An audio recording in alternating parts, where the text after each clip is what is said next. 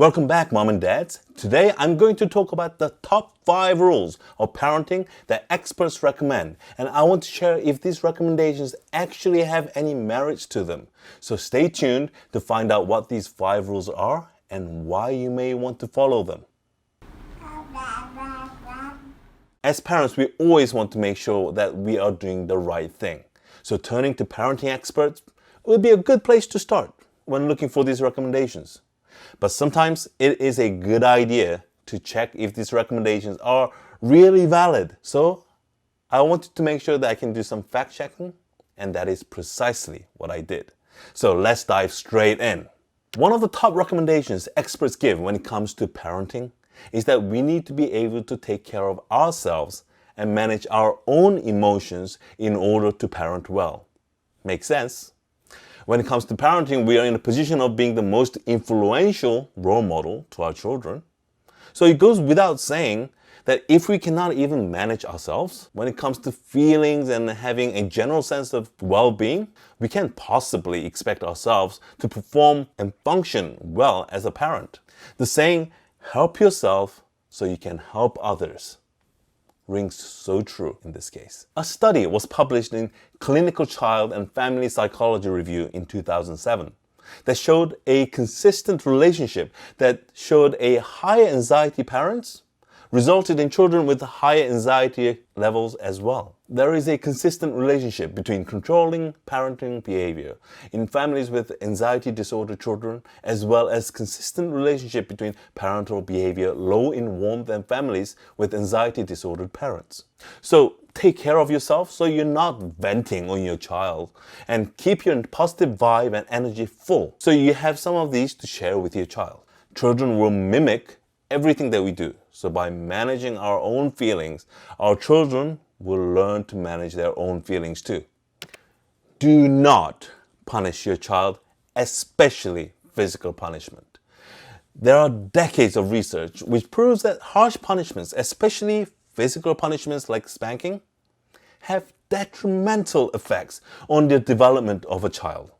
An article published on the Journal of Korean Academy of Child and Adolescent Psychiatry in 2017 states that the studies within the last 25 years have identified physical punishment as a risk factor in children's behavioral, emotional, cognitive, and brain development, almost without exception. I mean, the fact that the United Nations have established that the physical punishment constitutes a breach of children's basic human rights goes to show how much overwhelming evidence there is against harsh punishment. At the time of this publication, 51 countries prohibited all physical punishment involving children.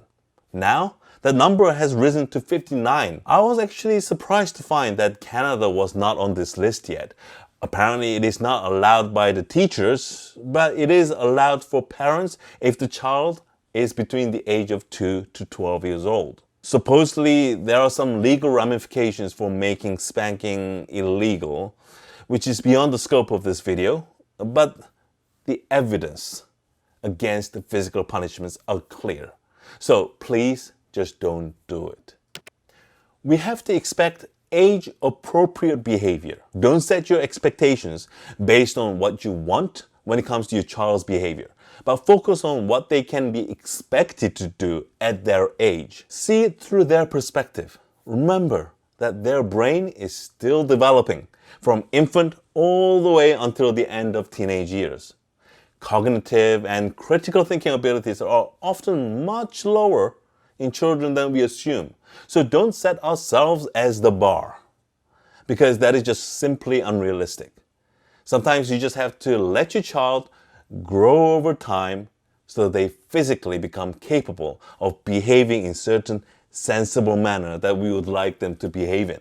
A study done at the University of Melbourne in Australia in 2017 showed that children think and reason differently at distinctive periods in their lives, and that the maturation of individual brain and increases in complexity during childhood and adolescence appear to occur in stages that parallel the stages of cognitive development. So sometimes you just have to wait.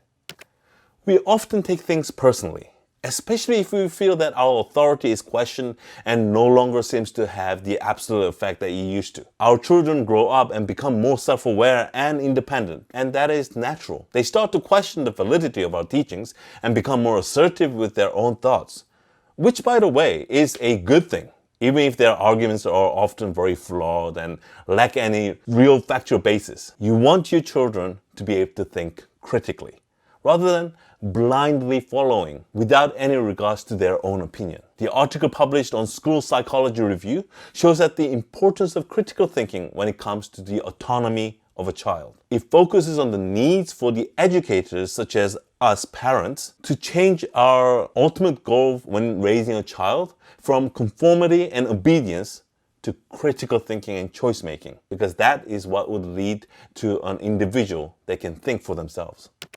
The last recommendation on this list is to stay connected with your child and never withhold love.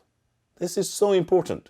You have to safeguard your connection with your child because it is the only leverage that you will have in the long run. Wouldn't you want a secure and solid bond between yourself and your child?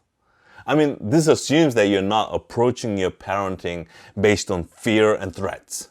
If you are, it might be a good time to sit back and think about whether that is really the best approach. If you'd like some pointers, I have videos on different parenting styles and parenting without yelling. I'll put the links in the descriptions below, and you can also access them using the links up here. So, the key to this recommendation?